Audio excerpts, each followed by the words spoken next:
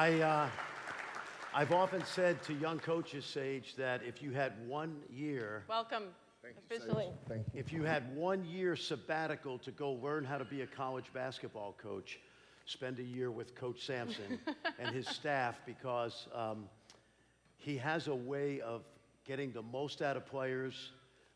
We used to call it, tough. You work for Judd Heathcote. We know Tom Izzo. There's a certain toughness about this man, and there's a certain tenderness about dealing with young people that I notice every time. I enjoy watching practice more than I enjoy watching them play because of the way your coaching style is. What are the principles that you stand by and believe in as a basketball coach? Well, first of all, I think, sorry about that. First of all, I think the most difficult thing to teach a high school kid is the proper way to practice.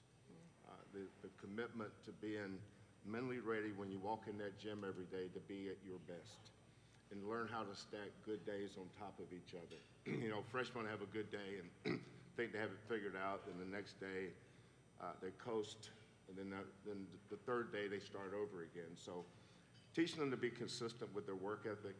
I usually coach my team through two people, the point guard and our best player. And there's three people that can never have a bad practice: the head coach, the point guard, and the best player. So that leads me to standards, expectations, and accountability. I think the area that most coaches struggle with is accountability. Passive-aggressive people have a hard time getting sometimes the most out of someone because you have to get out of your comfort zone as a coach. Sometimes you have to be a little tougher on a kid than you want to be sometimes. Like, I have some freshmen this year that require a little bit tougher hand. I don't overcoach my older kids, but I overcoach my younger kids a little bit. So that accountability piece is critical. What about, Sage, this is amazing. When you go to the University of Houston, it's a family affair. And you told me, we'll talk about your family, but you also said that you're probably going to only hire, if you can, former players who understand you. But you have your daughter, your son Kellen's going to be announced. He's already an outstanding coach. What is it like at this stage of your career and life to be, it's a family business at the University of Houston? Well, after every season, I kind of take Kellen's pulse on these jobs. Because I always make sure his contract's done first for one reason. I love my kids, but I love my grandkids more.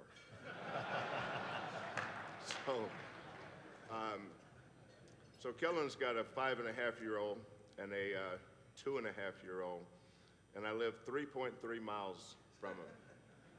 So there's some days in practice when practice isn't going great. I felt like I run my race today. I'm hitting a wall. I'll look over at Kellen. You got him, big boy. And Papa, which my grandkids call me, Papa will go and play with Kellen and, Kylan and Maisie. Maisie Jade and Kylan Ned. So there's a great perspective as you get older and what's important. We always talk about being selfless as coaches, playing for something bigger than themselves. But selfless doesn't mean that you think less of yourself. It just means you think more of others. And I think as you get older, that comes more into play. It's not about you anymore. Right. You know, and I think the advice I would have for young coaches is Popovich would say this a lot: get over yourself.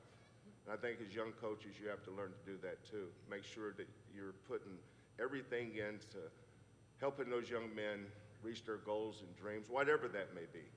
And having a family and grandkids really puts that in perspective. I was going to say real quickly, because we hear about that all the time, right? The evolution, and you go from being a young coach and so much pressure and trying to balance everything, life and creating a winning program. I know how old you are. You're young.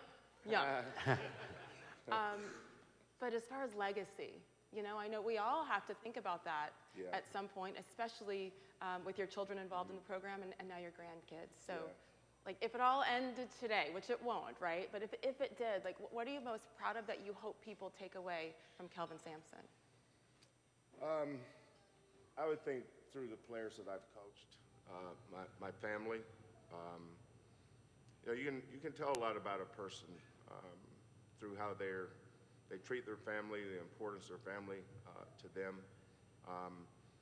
But the main thing is these kids come in as 18-year-old.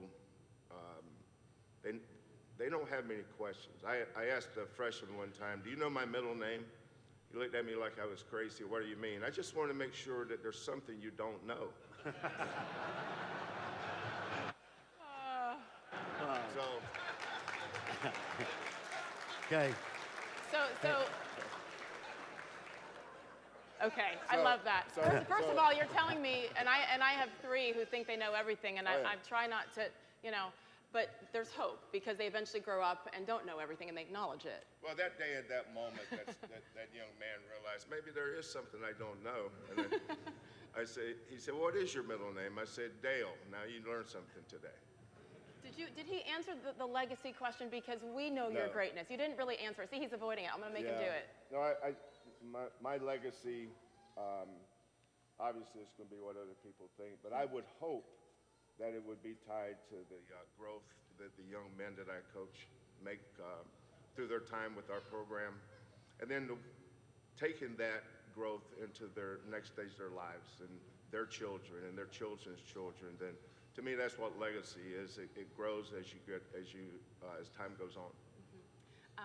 Thank you, and congratulations on everything. And again, Fran, the way you began with what you have done here in Houston with this program, returning it. Kelvin Sampson. Kelvin Sampson. Thank you, Coach.